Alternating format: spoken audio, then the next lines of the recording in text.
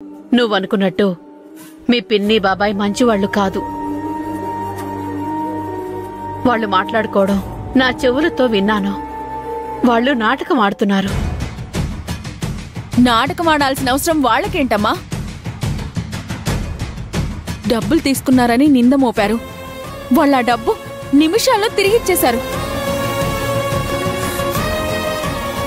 నేనే మా ఫ్యూచర్ కోసం మళ్ళీ వాళ్ళకి ఇచ్చేశాను. నేను చెప్పేది అదే స్నేహ. వాళ్ళు డబ్బులిచ్చినట్టే ఇచ్చి తిరిగి తీసేసుకున్నారు. ఒకప్పుడు మంజు లావణ్య నీ జీవితంతో ఇలాగే ఆటలాడుకున్నారు.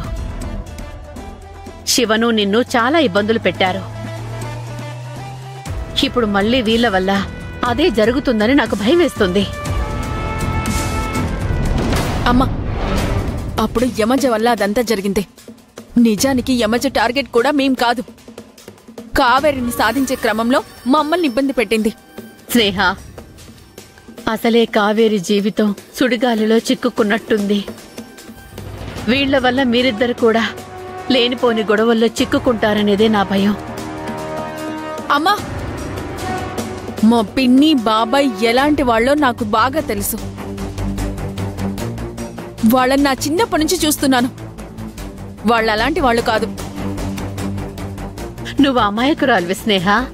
నీకందరూ మంచివాళ్లలాగే కనపడతారు. ఇప్పుడేంటమ్మా? వాళ్ళ ఇంట్లో నుంచి వెళ్ళిపోవాలి అంతే కదా? వాళ్ళు మాత్రం వెళ్ళిపోతే చాలా, నేను కూడా వెళ్ళిపోవాలా? చెప్పండి, వెళ్ళిపోమంటే వెళ్ళిపోతా. స్నేహ, అది కాదమ్మా, నేను చెప్పేది విను. ఈ విషయంలో ఇంకో మాట లేదు. మీరు వాళ్ళని వెళ్ళమంటే వాళ్లతో పాటు నేను కూడా వెళ్ళిపోతా. ఆలోచించుకోండి. స్నేహ, నేను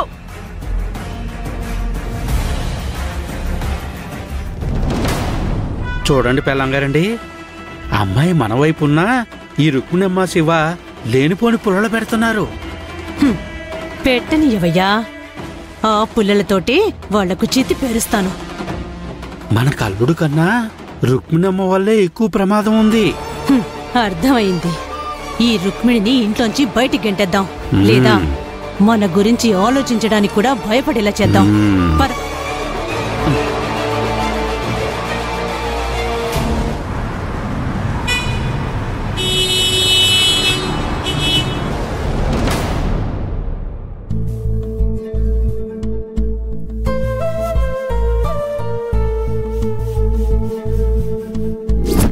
పంతులు గారు, మా కావేరికి మంచి సంబంధం ఉంటే చూడండి.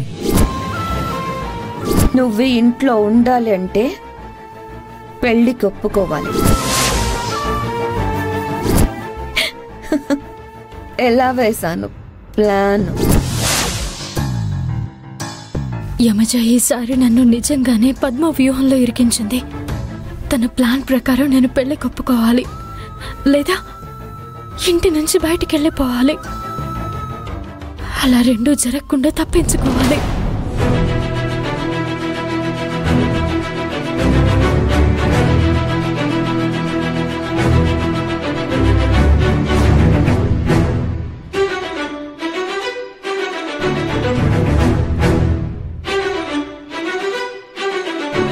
నేను తర్వాత ఫోన్ చేస్తాను.